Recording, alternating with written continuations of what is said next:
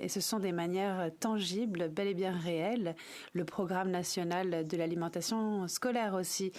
Ce sont des méthodes concrètes qui nous permettraient d'aider les Canadiens. Et ce qu'ils proposent de faire ne va pas les aider. L'honorable député de Saanich Gulf Island. Merci, Madame la Présidente. Le secrétaire parlementaire, plutôt, a parlé de la taxe sur le carbone de son origine en Colombie-Britannique.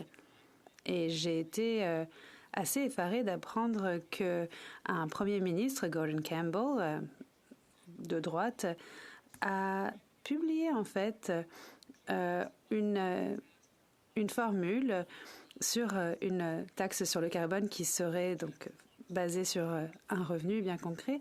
Et il y a eu tout un problème avec le dendroctone et les arbres dans cette période, dans cette partie du pays. Mais en fait, le NPD est entré en campagne contre lui et ils ont demandé à ce qu'on se débarrasse de cette taxe. L'honorable secrétaire parlementaire. Bon, la réalité est bien triste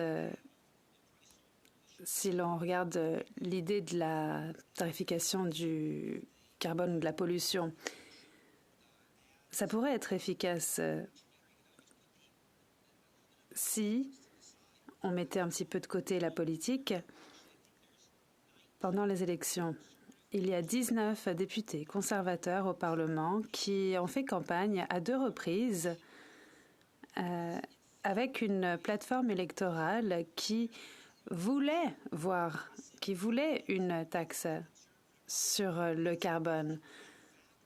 Mais cette volonté s'est évaporée, Madame la Présidente. Voilà ce que je suggère, en fait. C'est pour cela que je dis que ce parti est plutôt un parti réformiste plutôt qu'un parti